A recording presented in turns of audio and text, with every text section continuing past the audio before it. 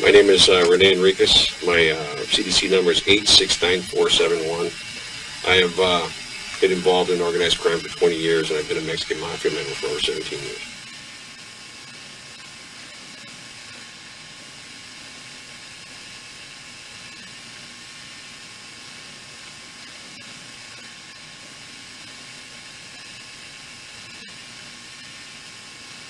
The structure of the Mexican Mafia is comprised of three components. The members. There are about 100 members in the United States, including the federal prisons, Arizona state prisons, California state prisons, and members in society. It's a small group, but it's very powerful. The members believe in a contractionary philosophy. Fewer members, bigger pieces of the pie. That's why there's so few numbers. There are also the camaradas, who are next in the descending rung of power and importance in the organization. The camaradas are the soldiers, the backbone. These are the doers in the organization. They comprise the crews, the mesas, which are controlling boards on the main lines, which control prison main lines. They pretty much effectuate most of Mexican mafia activity in society and in prisons. And then there are the Sureños. What the MA considers Sureños are anybody from Southern California who is Hispanic or part of a street gang or illicit type activities. It can also encompass individuals that come into prison from Southern California. They're considered Sureños as well. But those are the three components of the organization. Each individual has a specific crew. He has an individual that visits him, and he communicates with that individual, his wife, his girlfriend, his friend, and they have a specific established code. Say, for instance, I understand that Pelican Bay listens to my visiting tapes, and say, for example, you're my visitor. Understanding that an individual is monitoring and taping my conversations through past indictments, we understand every monitoring and surveillance technique utilized by Pelican Bay. We understand completely what Pelican Bay is capable of, and it's not very much. Say, for example, that you were my visitor, and I needed to talk about a crew member paying a specific amount of money. I'd say, how's everything at home?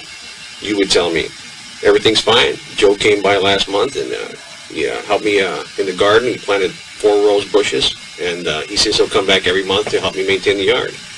To the individual monitoring this tape, it sounds like Joe came by and helped my wife do gardening in the front yard and planted some rose bushes. To me, I understand this to be that Joe came by and paid me $400 last month, and he says he's going to be by every month to pay $400 and to help around with the crew. So it becomes esoteric to the individual layman who's listening to this tape. But for the insider, I understand completely what's happening. And the codes are crew specific, so it becomes rather difficult to decipher these cryptid messages. So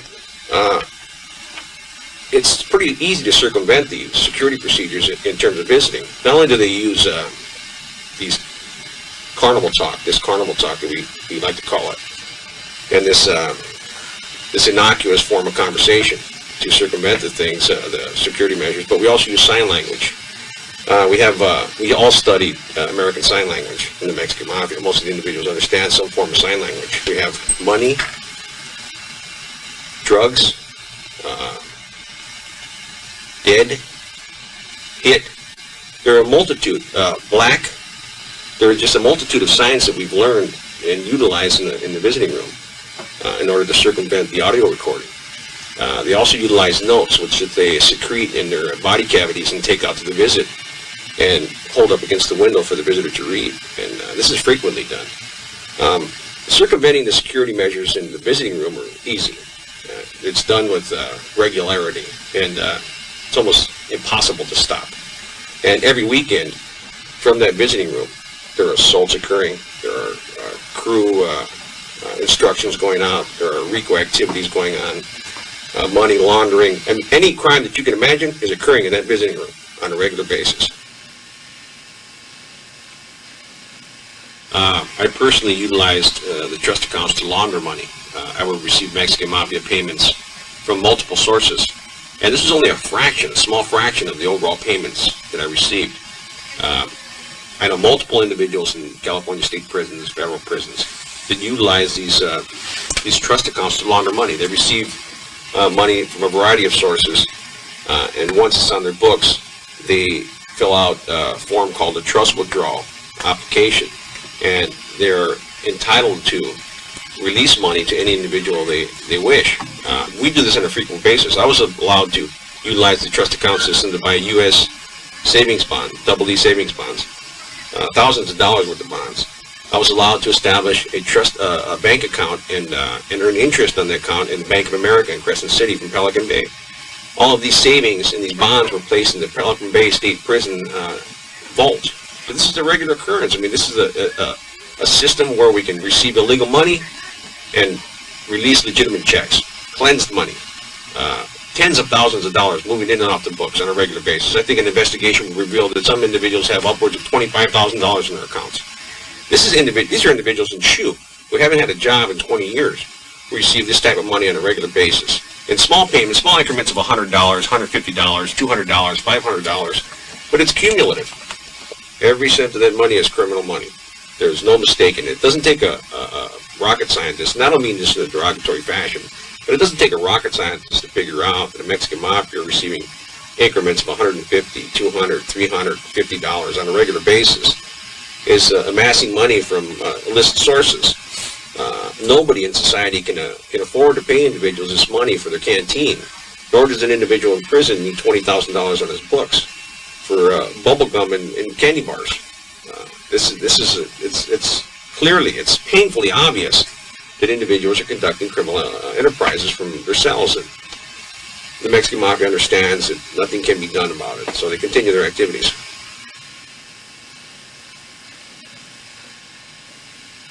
There's also trips OTC, we call it OTC, up to court. This is where an individual in a specific county subpoenas multiple Mexican mafia members or singular Mexican mafia members down to court. When the CDC receives a subpoena, it has to release this individual to the county that's requesting him as a witness, material witness, and they're always bogus. They're always bogus. There's no premise to bring these individuals down. It's solely a Mexican mafia member sending communications to a county, to a specific individual there, requesting that he pull him down for trial. This is done with frequency. We once attended a meeting, 15 Mexican mafia members in 1997, where we were called down for a federal RICO trial, and we conducted 2 or 3 Mexican mafia meetings with all these individuals, validated, bona fide Mexican mafia members, and the CDC paid for the trip. The Mexican mafia is a true organization in the purest sense of the phrase. It rivals with some of the more traditional organized crime groups, La Cosa Nostra. Although we haven't replicated their financial success, we far exceed their influence. The Mexican mafia has a stranglehold in Southern California. It's expanded to Arizona. It has members in New York. It has members in Florida. It has members in Hawaii. It has a member in Connecticut. The Mexican mafia is extending and expanding rapidly. The progression you see now of the Mexican mafia is nothing compared to its unrealized potential in 10 years. It will reach that if the CDC and law enforcement agencies allow it to proliferate and continue as it is today. It is not a prison gang. It's obvious that there are prisoners who are Mexican mafia members, and there are gang members who are Mexican mafia members, but there are actually very intelligent leaders in the upper echelon. I was a member of the upper echelon, of the elite individuals that had strong business acumen, that set policy for the organization. And I know the objectives of the people who are at the leadership, or at the helm. And they intend to create a huge organization with very few members, but with huge potential. True organized crime, in the purest sense of the word. It's organized crime. This is not a prison gang. This is not a bunch of individuals sitting around wearing headbands and khakis, a bunch of cholos acting tough. These are gangsters. These are contemporary, modern-day gangsters. To have some specific quality. You have to have this magnetism that attracts these other alpha males, these killers, these creme de la creme of California criminal society, you have to attract them. If you have that magnetism, you have this leadership quality, you have the intellect, you have the heart, if you're willing to kill, somebody will sponsor. Progress in the organization by doing work. You do work, and work is basically stabbing people. You kill people in the organization, and that's how you escalate. That's how you advance. That's our status mobility system. In society, you have college, you have your job, you have civil servants. And that's your status mobility system. I mean, you're educated, you make more money, you move up in your position in society. In our society, the more people we kill, we advance. The more things we do for the Mexican Mafia, we advance. We gain our social status. We become recognized in the organization. You first have to capture the attention of a specific Mexican Mafia member. So Sureno, you'll be asked to do favors. I mean, this is an organization with audacity, with individuals in it willing to kill, hoping to shock the public, because this shock and awe value of their crimes generates great publicity for them. I mean, you have to understand that these are domestic terrorists, and they prey on this constant fear that they evoke by the name Mexican Mafia. We heard that when we were young. It was like, wow, these guys are heavies, and they are heavies. That may be accurate for the immediate period. I mean, following his arrest, you remove him from that specific neighborhood, but you have to understand that that's when it starts. That's when the individual is going to become a Sureno or a Norteño. He's going to be placed into his community. He's going to be placed into a community within prison that fosters antisocial behavior. I mean, that thrives on criminal behavior. And the organization that controls this individual, be it Nuestra Familia, BGF, AB, or ME, is going to utilize this individual to infiltrate his neighborhood all over again. This individual, say he's from Bell Gardens, say he's from Montebello, a Mexican Mafia member will contact him and say, who are the connections in your neighborhood? Can you contact them for me? And tell them that you're my representative here and that you want to establish a conduit between me and them. And they'll be utilized that way. And we'll re-infiltrate that community and have it even a stronger hold than when you took the youngster out. So all you're doing is you're immersing that kid into a world where there's no regression. I mean, he can't go back. Once he's involved with the Mexican Mafia, it's in for a penny, in for a pound. You can't get in and say, I don't want to play no more, unless you drop out like I did. After 20 years of my life, I dropped out. We use a method of communication which I like to call carnival talk. It sounds innocuous to you and I, but it's nefarious. Its underlying intent is nefarious. Say that I had a visitor and I told the visitor, hey, how's Joe doing? Joe's doing fine. Yeah? Why don't you ask Berta to go over there and see him and make sure she talks to him for me. Give him my very best. Okay, to you, it sounds like Berta's going to go over there and give him regards. But to me, I've just authorized a hit against this individual. And in any court of law, it can't be proven. Because it sounds so generic. It just sounds generic. I mean, we can talk about money, we can talk about crimes, we can talk about drug collections, extortions, taking cars, pink slips, whatever we want. And we do this all day long. We understand that we're being recorded. And we alter our conversation a bit to sound innocuous. And we have the institutional gang investigators just scratching their head sometimes. And what does this mean? And what does this mean? Any Mexican Mafia member can authorize a hit on anybody, as long as it's not a relative of another Mexican Mafia member or a worker of a Mexican Mafia member. But now it's become like a phenomenon out of control. There are lists that are 4 or 5 pages long, and they're authorized hard candy, hard check, personal check, you know. And this is ridiculous to the hardcore members of the Mexican Mafia, because we believe that an assault, once authorized, should be murder. I mean, the individual should be killed, because you don't go in to create an enemy. You don't go to assault somebody because it destroys them. I mean, their whole resume as a up-and-coming Sureno or camarada is marred once they're assaulted. So you want to go to whack somebody, I mean, you want to make sure he's killed. So they use multiple assailants. They use backup shooters. They use bump cars. I mean, they're strategically done. I mean, some of them are just done where they stick the gun out the window and boom, they do it. You know, but some of them, they're well put together. They're well put together. A conservative estimate, there's 150,000 to 175,000 individuals that know the name Mexican Mafia. They fear it, and they will do things for it. Hardcore individuals, say maybe 50,000. Soldados, which are soldiers. But the group is small. The Mexican Mafia is small in itself. I mean, it has vast influence. Vast influence. And that's in California. We're not considering the Arizona. We're not considering the Hawaii faction. We're not considering the federal faction. This is an organization that's truly organized crime. In our neighborhoods, we're like, how would we equate it? Like senators. We represent those areas. We go to the neighborhood and we treat it like demigods. Now, this is a big homie, you know. What do you want, you know? Girls, drugs, money, cars, you got it, you know. We make it a profitable proposition. All these murders that are committed for nothing over the past years, we have hundreds of bodies stacked up, literally hundreds of victims that have been killed by the Mexican Mafia. We parlay that. Those past victims, even though they didn't pay then, they pay now. They pay now. People pay us for those murders now because we translate this terrorism into finances.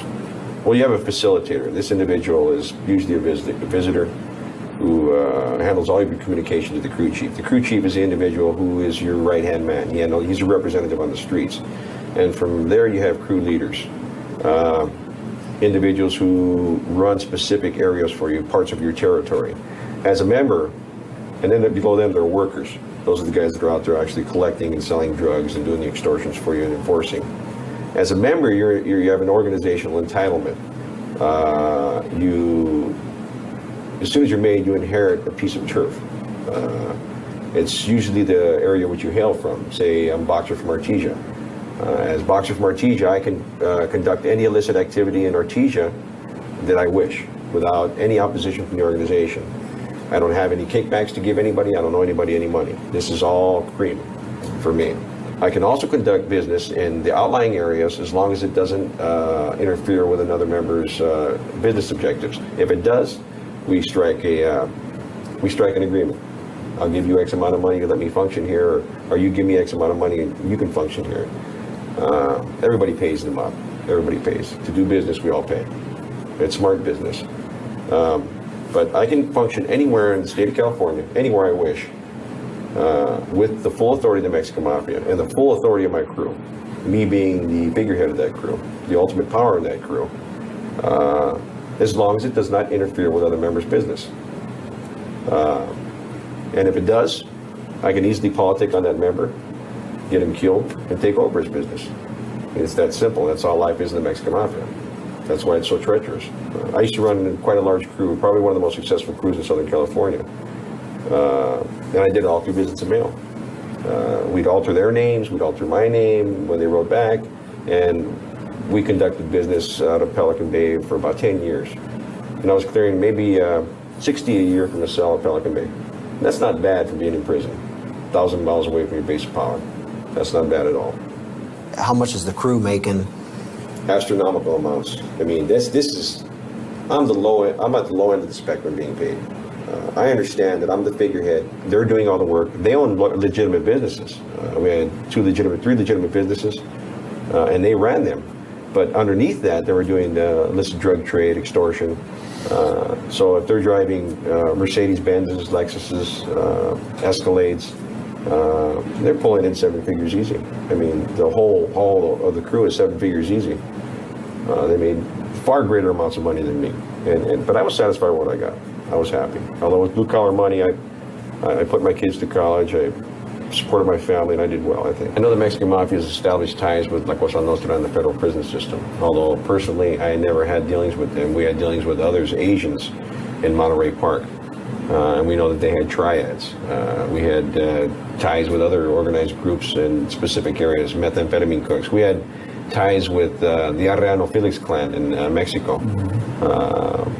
Bet Enriquez had ties. Even some of my crew had ties with some of their lower rung dealers. There are ties. I mean, anything that makes money is what the Mexican Mafia is all about. Anything that increases its political and financial power. And if that means dealing with the African community, that's no problem. All money is green. That's what the Mexican Mafia thinks. It's that money is okay. It's okay to do business with anybody as long as it's profitable. When you have Mexican Mafia members associating with senators, politician, well-meaning individuals who believe in what they're doing is right, have no understanding of the nefarious intent of the Mexican mafia. It will stoop to an all-time low to get somebody killed. And that's what these politicians, these clergymen, that some of the administrators have to understand. The Mexican mafia will kill, and its whole objective is to control. So when you see these peace objectives, these stopping of the drive-bys, this is just fluff. This is fluff.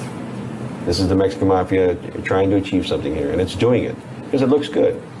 And it pushes law enforcement off a little bit because law enforcement's going to get bad public relations if they go in there and crack up a peace rally. So they're held back, they're held at bay a bit until they understand the true intent of what the Mexican mafia is doing. It's profiting through the stopping of drive-bys is what they're doing, infiltrating neighborhoods, creating representatives in each geographic location in Southern California. This is where the big money pays. And this is where we're becoming true organized crime because we can control those gangs. We've displayed it, that we can, what law enforcement, administrations, all the resources in the federal government can't do, we can do. We can control gangs. And as quickly as we could say, don't do drive-by, we can start shooting at cops. That's what the Mexican mafia, the power of the Mexican mafia is vast. Some of the Eastern philosophies, some of the warrior philosophies, Sun Tzu's Art of War, Essays on the 10 Arts of War, Carlos Castaneda, you have just a variety of different literature that the Mexican mafia latches onto. I mean, it's considered The Prince by Machiavelli, political tactics. I mean, we study all these things. I mean, for anybody to think that some of these Mexican mafia members are illiterate, and there are some that are illiterate, don't misconstrue that to think that every Mexican mafia member is a walking genius or anything, because some of them are just as sharp as rocks. But some of the guys sit back. I mean, we're sitting here doing life, and we have nothing better to do than educate ourselves. So we take college courses. I mean, we read all this classical literature, this Eastern philosophy, and it's absorbed. I mean, we utilize this. We put this to work. In terms of the training, I mean, we all go through basic education as to where to hit people. I mean, where vital organs are, the manner in which we hit them, called shifting gears or over-the-shoulder stabbing motions, which are best to sink the knife the deepest. But there's two areas basically concentrated on. That's the chest area, the mid-torso, and the white lower quadrant of the abdominal area under the ribs, which is liver shot. I mean, this is massive hemorrhage either way, and that's where we try to hit people when we stab them. In terms of weapon manufacturing and education and assaults, I mean, this is almost Disneyland stuff, because we learn this as Sureños. We come up and we know how to make bombs, zip guns, explosives, crossbows, knives, everything. I mean, we're well schooled and well heeled. You put me in any room, anywhere, I'll come out with a weapon, no matter what. I'll come out with something usable. Yeah, I think that would be considered, you're shooting daggers at somebody, which is a phrase for, staring at them harshly. I think that would be a challenge. That's an immediate challenge. I mean, the individual is going to stop and stare back. I mean, that's you're issuing the response. You're looking at me, I look at you, and somebody's going to wait for the shoe to drop. That's definitely you're going to create a situation there with somebody. For the seasoned veteran, the savvy individual, he'd approach it respectfully, professionally, in control, always protecting himself, but respectfully. I mean, he wouldn't step on their necks, he wouldn't kick them, beat them, speak to them in a derogatory manner, but he would control the situation. And then once he had it in control, he'd speak to them like individuals. I mean, I've spoken with gang cops in the streets before, OSS, individuals like that crash. And once we were done proning out, once they were sure that they had the situation secured, that nobody had any weapons, then they put their guns away and they talked to us. Hey, how you doing, man? Where you been? How long were you down? They try to gain knowledge from you. They try to gain intelligence. But they did it in a respectful manner that didn't come off as like they were trying to bleed you for information. One of the policies of the Mexican mafia has always been never to assault law enforcement. It was counterproductive. It was always counterproductive. But there's been a swing in mentality. I mean, we have younger members coming up with more violent, more willing to hurt officers. So, I mean, it has to be considered that the possibility and the true existence of a threat to CDC officials exists, and law enforcement, because that's reality. I mean, the game is changing. Mexican mafia is losing some of its intimidation factor with CDC, so they're going to have to resort to taking off handcuffs numerous times to do assaults in custody. We had the Buenostro hit in the attorney room, which is a pretty big hit. Me and Benny Peters slipped our cuffs, extracted knives from our shoes, and stabbed this guy in front of about 50 cops. And in Los Angeles County Jail, all they're armed with is a flashlight. They don't have weapons like PR-24s or OC spray, or they don't have these things in the county jail. This is back in '92, before the county jail was fully immersed in the depth of what the Mexican Mafia was capable of.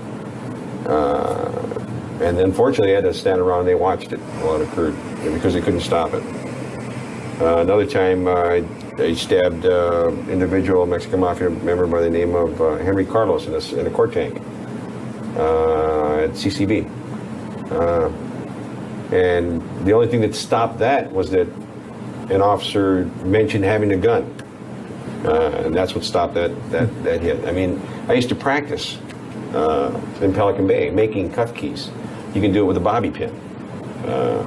It's not that difficult to open cuffs. I mean, any type of cuff that's designed, all we have is time to sit back and figure out how to open it up. Any type of device that you create, other than black boxes. Black boxes are very efficient. Everybody's familiar with the black box? They are very efficient. And that's why everybody hates them in the CDC. They're uncomfortable and they can't be taken off. But if it's regular cuffs, people can take off their cuffs. People do have knives. I had a knife on me for 5 years straight, in shoe, Pelican Bay. I had a key on me for 5 years straight. A real key, a real knife. This is the reality in prison. This is what the CDC officers and custodial officers have to understand. Individuals are armed, seriously armed, and they're willing to commit violence.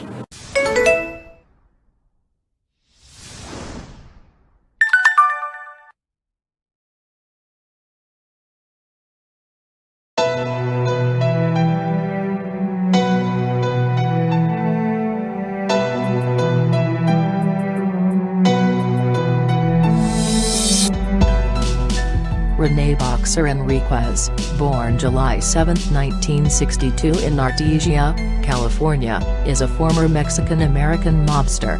He was a high-ranking influential member of the Mexican Mafia before becoming a federal witness in 2003. His life is chronicled in Chris Blatchford's true crime book The Black Hand, the story of Rene Boxer Enriquez, and his life in the Mexican Mafia. Enriquez grew up in a middle-class home in places like Thousand Oaks and Artesia in Southern California. He showed early promise in school. But instead of following his father into business, Enriquez channeled his ambitions into the local street gang. In his teens, Enriquez was arrested after committing a string of armed robberies and was sentenced for a long period in prison. In 2015, Enriquez testified that he was dragged into a gang at the age of 12 or 13, when members of a Los Angeles street gang beat him behind a gas station as an initiation. He went to juvenile hall after he and two other partygoers raped an intoxicated woman. At the age of 19, Enriquez first encountered the Mexican Mafia, or La IMI. While Enriquez was imprisoned at the Duel Vocational Institution, he acted as a member of the Mexican Mafia and stabbed a gang member from Los Angeles, who survived the stabbing. Enriquez later stabbed to death a Vagos Motorcycle Club member nicknamed Chainsaw. In 1985, Enriquez became a full-fledged carnal, Mexican vernacular Spanish for brother, in the Mafia. He projected the Mexican Mafia into a status of unprecedented organizational structure with a base army of approximately 60,000 heavily armed gang members who controlled the prison system and a large part of California crime. He said, "I believe I'm a cut above the rest. As a mafioso, you have to be an elitist. You have an elitist, arrogant mentality. That's how you carry yourself in the Mexican Mafia. That's how you project yourself." In 1989, Enriquez was released on parole. Within weeks, he committed 2 murders. He ordered the killing of one woman, Cynthia Gavaldon, a drug dealer whom he suspected was stealing from him. He also killed a fellow Mexican mafia member, David Gallegos, who had fallen out of favor with the gang. Enriquez gave a fatal overdose of heroin to Gallegos and shot him 5 times in the head to make sure he was dead. His criminal history also includes jailhouse attacks on other inmates, drug sales and a sexual assault. In 1991, Enriquez and another man assaulted Mexican mafia leader Salvador Buenrostro at a lawyer's interview room in the Los Angeles County Jail. They stabbed him 26 times, but Buenrostro survived. In 1993, the state sent him to Pelican Bay State Prison on California's remote north coast. Since he was a prison gang member, Enriquez was locked in a windowless isolation cell in the Security Housing Unit, or SHU. Their inmates spend 24 hours a day alone without seeing the outside world, except on television. Years later, Enriquez described the SHU. "What impacts me immediately as soon as I walk in, is the smell. I just stepped outside from the bus and you smell the pines, the redwoods, the forest. These earthy, loamy smells. But as soon as you step into the SHU, it hits you like a wave. It's the smell of despair, depression, desperation. This is a place where people come to die." In the mid-1990s, the Mexican mafia put out calls to stop drive-by shootings among LA Latinos. But Enriquez says the aim was not peace. "Our true motivation for stopping the drive-bys was to infiltrate the street gangs and place representatives in each gang, representatives which then, in turn, tax illicit activities in the areas," he said. Enriquez said the Mexican mafia wanted to channel the random shootings into a form of violence it could control, for profit. "And we already had it planned out that California would be carved up into slices, with each member receiving an organizational turf," he said. In 2003, Enriquez left the Mexican mafia. Since then, he has provided intelligence and other information help to law enforcement, acting as an expert witness in dozens of criminal trials and speaking at a number of conferences and training sessions. In 2014, officials with at least 11 federal and state law enforcement agencies wrote letters to the state parole board attesting to his contributions. According to Enriquez's parole officer, there is a possibility Rene may get out of prison once his work with the feds are done. However, there is also possibility that he may not. In February 2015, California Governor Jerry Brown blocked Enriquez's release, citing security reasons. Because he is a high-profile dropout targeted by the Mexican mafia, Mr. Enriquez's parole poses a serious security risk to him, his family, his parole agents, and the community in which he is placed, Brown wrote. Enriquez told the board that if released, he would enter the federal government's witness protection program because he is on the Mexican mafia's hit list for his cooperation with law enforcement. He would not appear in the state's public sex offender listing because of witness protection, he said, but would be under stringent monitoring by the U.S. Marshals Service. "I cannot undo the past. But I can contribute to the future," Enriquez told the